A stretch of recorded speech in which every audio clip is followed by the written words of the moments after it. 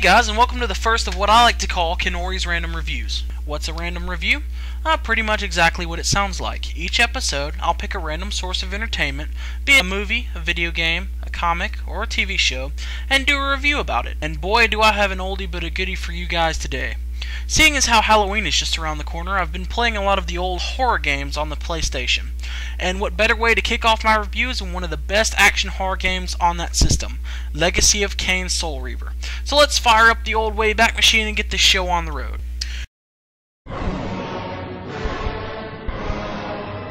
Kain is deified.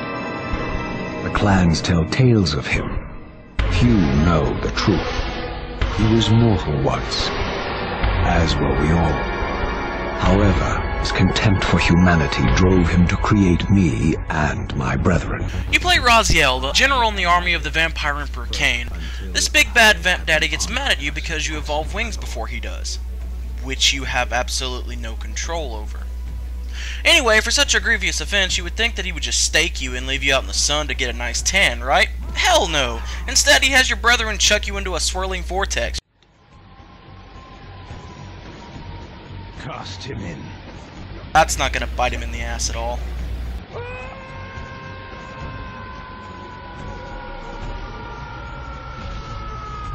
Unspeakable pain, relentless agony. Time ceased to exist. Only this torture and a deepening hatred of the hypocrisy that damned me to this hell. Yeah, I felt the same way the first time I tried one of those angry whoppers. Well, it turns out the abyss wasn't so bottomless, and you're reanimated centuries later by this giant elder god Cthulhu-type horror. He makes you his meat puppet so that you can seek revenge on your brothers and ultimately Kain himself. Now, before we go any further in this, I just want to say that there is no such thing as a good guy in this story. Raziel is basically an undead corpse who literally sucks out the souls of his victims and eats them. Any game that gives you a button specifically mapped to swallow the souls of your enemies is already getting major pluses in my book. And if you think Raziel is bad, you should see some of his brothers. There's of course Malchiah, who has people for fingers, and he's only the first boss.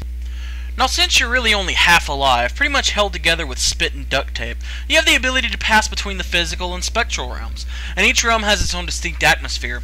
Sometimes one area in the physical realm might not even be reachable, so you have to pass back into the spectral realm where certain things will shift and change, allow you to get to different areas. It's a wonderfully unique ability, not seen in very many games.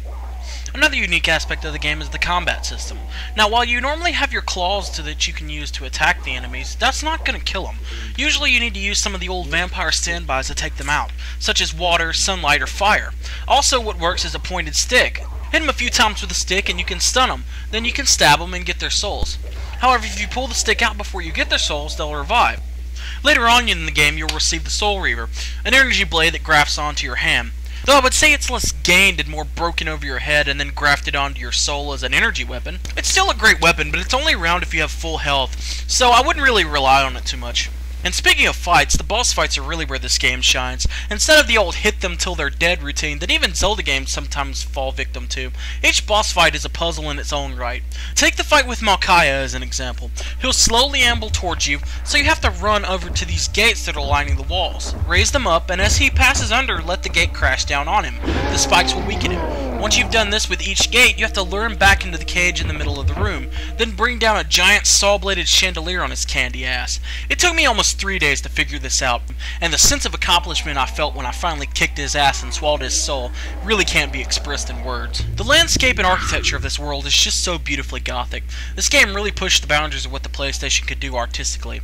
Also, the music is just really moody and beautiful. Just listen to it.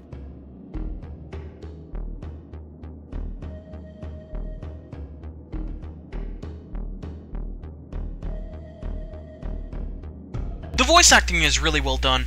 Michael Bell plays Raziel, and he gives him sort of a fallen angel quality, which I guess his name would kind of imply. The late Tony Jay plays the voice of the older god, and he does it with such a horrific father figure voice. It's really scary to listen to. The banter between the two is really top notch, and though there are other voice actors, these are the ones you're going to hear the most often, and they do a really good job of lending their voices to make these characters really whole. I have only spared you from total dissolution. I would choose oblivion over this existence. The choice is not yours. I am destroyed. are reborn. But that's to say the game isn't without its flaws. The camera system uses the much hated L2 for left turn, R2 for right turn that was so reviled in the first Kingdom Hearts game. While using R1 targeting does help alleviate some of this, it can definitely be a pain when trying to fight enemies below you. Also, some of the jumping might be a little hard at first, until you learn that for precise jumps you really need to jump then move.